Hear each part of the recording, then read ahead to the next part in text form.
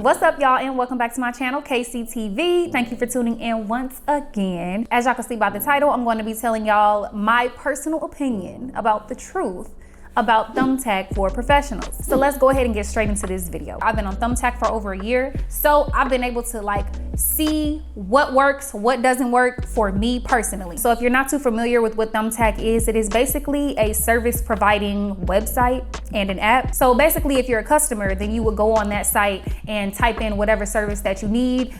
Me personally, I'm a videographer. So for me, people gonna be typing in videographers near me or whatever. Obviously, they have anything from handymans to coordinators to event planners to pretty much anything that you can think of. You can basically list your services on Thumbtack. So being that I'm a videographer, I'm gonna be talking to you all from a Thumbtack Pro perspective. And mind you, once again, this is 100% personal opinion, okay? So I joined Thumbtack in July of 2021, and the experience when I first joined compared to now, night and day, okay? So let's break it down real simple. So they basically have it set up to where you pay to play. Now, if we go over here to the leads, we have direct leads and opportunities. Opportunities, of course, is going to be more so customers that have posted on Thumbtack the services that they need. As you can see here, they put in their location, the date, the time, exactly what it is that they need. And then you're able to click and see like, oh yeah, oh, I'm interested in this. Oh yeah, this is right up my alley. Okay, cool, I'm interested. You click I'm interested.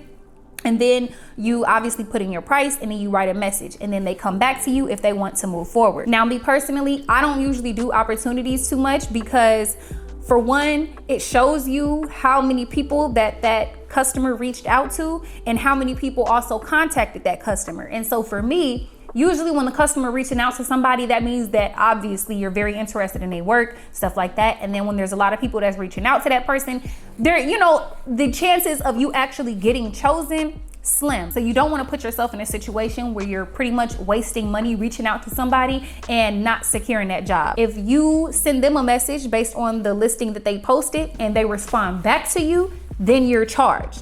For direct leads, the second they reach out to you, you're charged. I am more of a direct leads type of person, meaning that the customer personally reached out to me. There's a higher chance that that customer is going to end up hiring me because they reached out to me personally. Their pricing for leads is much more transparent than it was before, but there is pros and cons to that. So when I joined last year, I think they went off a percentage, but they never told you exactly how much you will be charged per lead. So they basically break down the percentage of how much you're charged based on how much that person's budget is. So if they have like a $200 or less budget, obviously you're gonna be charged, I would say no more than like $8.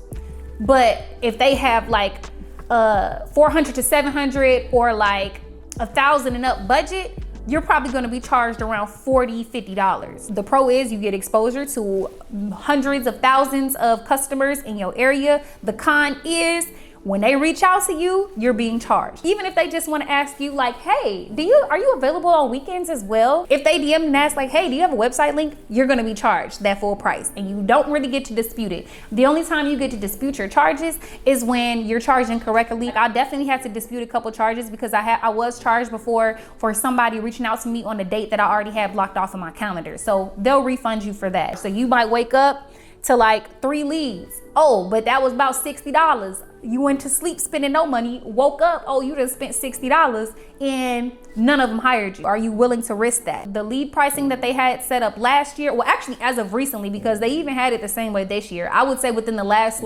couple of months is when they updated their policy in terms of lead pricing. So now they have it set up to where you have a low end and a high end, and it'll tell you, it's like kind of like a little toggle switch. And the more money that you're willing to spend on a lead, then the more people that they'll show you to. Now, this is where my attitude kicks in, because like I said before, you just would load a certain amount or you wouldn't load anything, and they would just charge your card directly when people reached out to you. But now, being that you have to set how much you spend on your leads, it also affects how many people see your profile. So like say if I say my low end that I want to spend on a lead is like $8. High end, I'll go up to $30. Oh, you'll get around like 1 to 2 leads or 3 to 4 leads. So before they implemented this new transparency and they didn't tell you how much you were going to get, it just like happened spontaneously. I was getting consistent. Like, I knew for sure, like, all right, I'm gonna get at least like 3 to 5 maybe leads this week.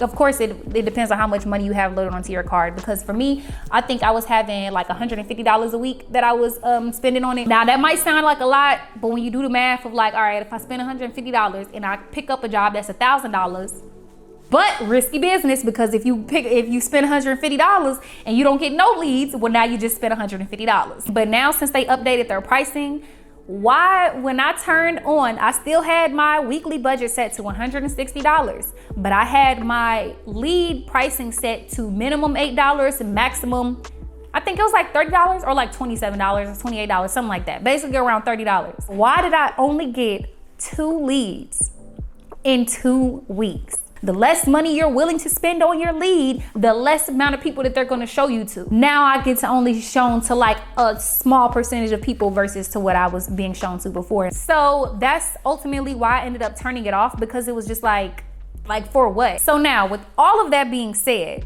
the ultimate question: should you sign up for Thumbtack? If you're just trying to break into the industry, I would say, and you got a little extra money to spend, and you really trying to invest in yourself, I would say yes, it's good, because I believe they still do give you a credit. When I put in $150, they gave me $500 in credit. I would say at least sign up, put that $150 in, use up that $500, so that's what, $650 worth of credit.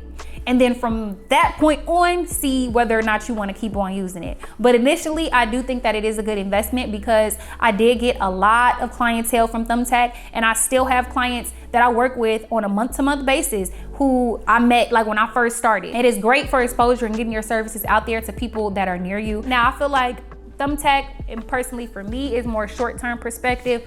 Long-term perspective, I think you're going to lose more money than you make. So from January 2022 to September 2022, I did not have to turn on my Thumbtack at all. Like, I did not have to put my account active again, because my clientele was just growing enough to where I was getting word of mouth. And then I'm also on a lot of other platforms as well, so people was reaching out via other places. But when things get a little bit slower and it's like, all right, let me just push this, turn my account back on so that I can show up, get a couple more clients. That's what I did in October, and then that's when I told you I got like 2 leads in like 2 weeks, and one of them didn't even count because they were just asking a question.